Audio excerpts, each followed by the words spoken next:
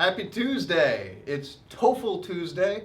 This video goes on YouTube on Tuesday. Maybe you're watching it on Wednesday or Thursday, whatever. Every Tuesday for me is TOEFL Tuesday because I'm the TOEFL guy at magoosh.com. TOEFL.magoosh.com. And I give advice every Tuesday about how to take your TOEFL. And today I'm talking about TOEFL writing, the writing section, and formatting your essays. Sometimes when I'm reading students' essays, I have a real hard time understanding how their logic works because the formatting is a problem. And this is a silly problem because it's really easy to format correctly. So today I'm going to talk about 3 parts of formatting. First one is the only super important one, paragraphs. To be fair, if you don't use paragraphs, it's still possible to write a level 5 essay, the highest essay, the best essay. But they can be problematic if you don't have paragraphs. It can be problematic because it can be very hard to understand how your thoughts are separated. Paragraphs are, for example, if you write a section of your essay about one idea, and then you write another section about a different idea, they should be separated into different paragraphs. This is one way to make paragraphs. Just put space in between them. Don't continue the next paragraph on the next line here. Continue it down, hit a space, and then another one, and start there. Another way, more common in America, to format your essays is to use an indent like this. So you're just going to add a tab indent at the beginning of every paragraph.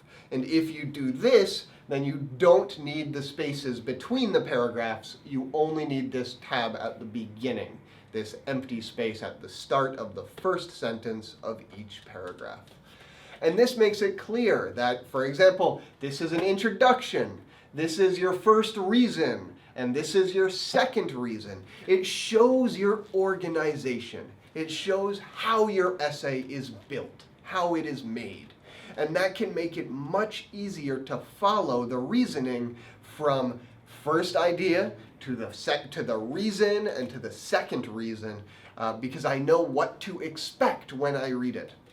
If it's all just one block of text with no breaking it up, no spaces and no indents, then it's hard to know when is the topic changing.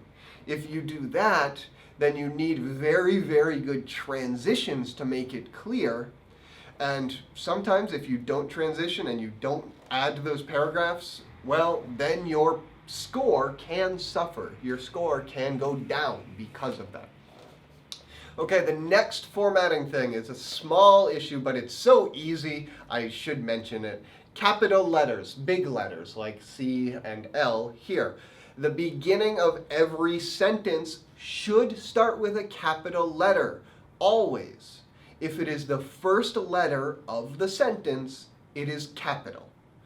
Other things that get capital letters, names like Lucas, or titles. But you don't need to worry about titles on the TOEFL. You only need capital letters for the beginnings of sentences and names and, of course, the word I.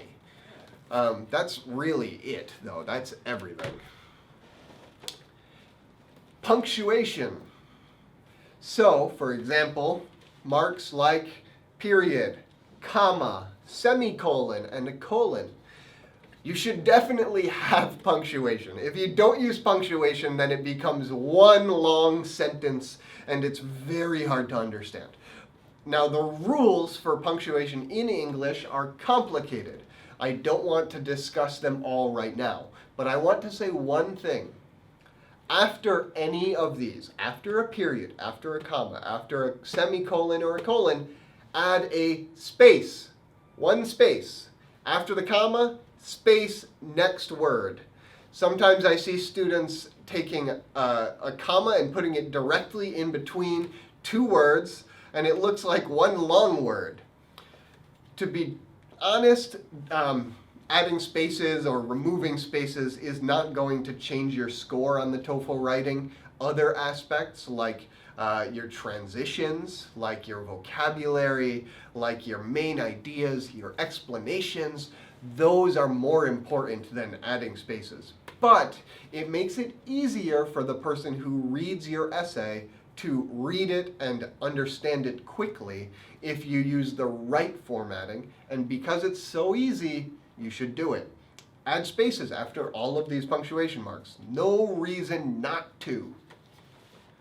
All right. I hope that's helpful, especially about paragraphs. If you have trouble writing with English formatting, if, for example, your first language is very different from English, then this video covered most of it. But we will talk more about other writing tips and other TOEFL tips in other weeks on other Tuesdays. So come back next week and see more TOEFL Tuesday from me, Lucas, the TOEFL guy. See you.